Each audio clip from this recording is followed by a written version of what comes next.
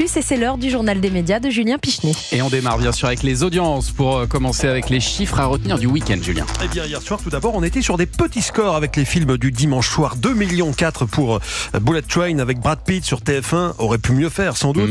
1,6 million pour les couleurs de l'incendie sur France 2 avec Léa Drucker. En revanche, Capital, au milieu de tout ça, a fait un bon score sur M6 avec son émission consacrée aux nouveaux appareils électroménagers. 2 100 000 téléspectateurs pour la 6. Et puis l'un des événements du week-end, on en parlait tout à l'heure avec Jean-Luc Lemoyne, c'était la parade des médaillés olympiques, place de l'Étoile, retransmise à la fois sur TF1 et sur France 2.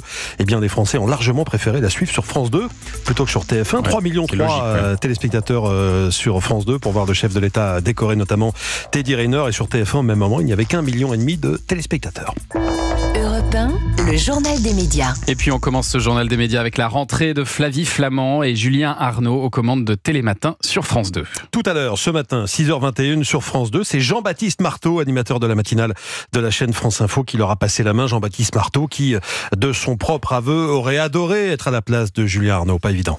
Et dans un instant sur France 2, c'est Télématin avec un duo inédit pour votre matinale du matin. Bonjour Flavie Flament et Julien Arnaud. Salut Jean-Baptiste. Et bienvenue sur France Télévisions. Merci beaucoup. Alors vous, ça y est, le boulot est fait. Comment ça va? Tout va bien. Nous, c'est un petit peu autre chose. C'est la première de Télématin. On est stressé, mais on est surtout enthousiaste de retrouver tous les lève-tôt de France sur France 2. Et oui, salut Jean-Baptiste. C'est vrai, évidemment, on est stressé, mais pas tant que ça en fait, parce que vous allez voir qu'on a un programme passionnant à vous proposer ce matin. Et ce sont donc deux anciennes figures de TF1 qui présentent Télématin sur France 2. Désormais, on verra si côté audience, l'écart va se creuser davantage entre les matinales de TF1 et de France 2.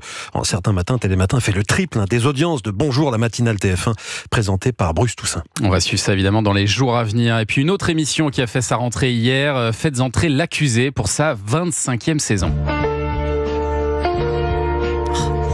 Et ce générique que l'on connaît tous, évidemment, et comme pour la fin de saison dernière, l'émission est désormais diffusée sur RMC Découverte à l'occasion de son quart de siècle. Oui, 25 ans, Faites entrer l'accusé revient avec 16 épisodes inédits. Cette année, l'émission célébrera aussi son 300e numéro. Christophe Delay, qui incarne Faites entrer l'accusé depuis un an, nous en dit plus. Le 300e numéro sera diffusé en 2025. 300e numéro consacré à l'assassinat d'Hélène Pastor, l'héritière de Monaco, assassinat commandité par son gendre. C'est un numéro exceptionnel parce que d'abord tous les acteurs nous ont parlé et ensuite vous découvrez dans ce numéro les aveux filmés de son gendre. Ça fait partie des documents exceptionnels que vous découvrirez cette année. Et Faites entrer l'accusé et Christophe Delay poursuivront également cette saison cette nouvelle déclinaison baptisée Crime flagrant, vous savez, pour décortiquer la mécanique des crimes avec un expert psychiatre. Et puis hier, Netflix France a fêté ses 10 ans. Ah oui, c'était en septembre Déjà 2014. Netflix débarquait en France. Aujourd'hui, vous savez, il y a combien d'abonnés en France? 22 millions. Oui, 12 millions. 12 millions. C'est numéro 1 Netflix, largement devant ses concurrents comme Prime Video qui se trouve en deuxième position avec 9 millions.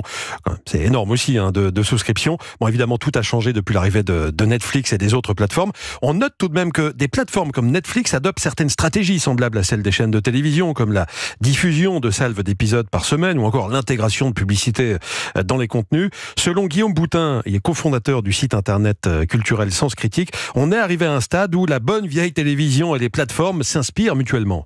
Ça fonctionne aussi dans l'autre sens où les acteurs historiques, les chaînes de télévision historiques sont typiquement aujourd'hui devenus des vrais acteurs du streaming, en proposant aussi des films, des séries, etc. Donc aujourd'hui, je dirais qu'on est plus sur une convergence de tous ces acteurs en fait vers différents modèles de diffusion, notamment le streaming par abonnement. Guillaume Boutin du site Sens Critique interrogé par Mathilde Vaux.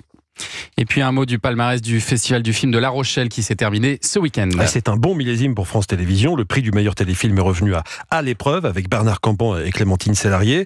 Nicolas Duvauchel et Guillaume Guix, qui étaient à votre micro, Thomas, la semaine dernière, ont reçu le prix du meilleur acteur pour leur rôle dans la série Fortune de France, saga qui sera diffusée à partir de ce soir sur France 2. Et puis la chaîne Canal+ est également repartie avec des prix grâce notamment à la série Iris de Doria Tillet. Et puis on termine avec YouTube. Et sur YouTube, le créateur de contenu Inoxtag a réalisé plus de 16 millions de vues en moins de 48 heures. C'est phénoménal. Il est né en 2002 à Levallois-Perret. Il a donc 22 ans et son long métrage qui retrace son ascension de l'Everest et qui a été mis en ligne samedi après-midi sur YouTube connaît un succès phénoménal. Bon, selon la plateforme américaine, c'est simple, il s'agit de l'un des meilleurs lancements jamais vus en France depuis la création de YouTube il y a 20 ans. Le film intitulé Un an pour gravir l'Everest est aussi sorti dans les salles de cinéma ce week-end. Il a déjà attiré plus Plus de 340 000 spectateurs, c'est énorme pour un week-end. Donc 40 000 à l'étranger. Selon le distributeur MK2, Inoxtag comptabilise plus de 20 millions d'abonnés sur les réseaux sociaux. C'est un chiffre qui devrait évidemment fortement augmenter ces prochains jours. Il y avait une pluie de stars à la projection. Oh là là, au Grand Rex, vendredi soir, c'était incroyable. Il y avait tous les youtubeurs, il y avait Léon Marchand, il y avait Florent Manodou, il y avait tout le monde, il y avait tous ceux tout qui... le gratin.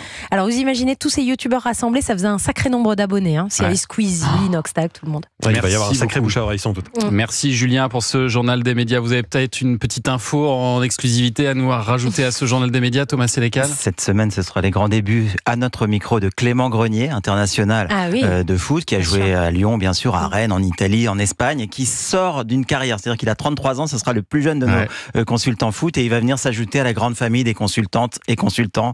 Laure Boulot, Robert Pires, Samir Nasri, David Ginola. Ça, c'est pour célébrer ce lancement des coupes européennes sur Canal. Un nouveau consultant de renom donc pour Canal+. Merci beaucoup Thomas Sénécal d'être venu ce matin. Je rappelle, vous êtes le directeur des sports de Canal+.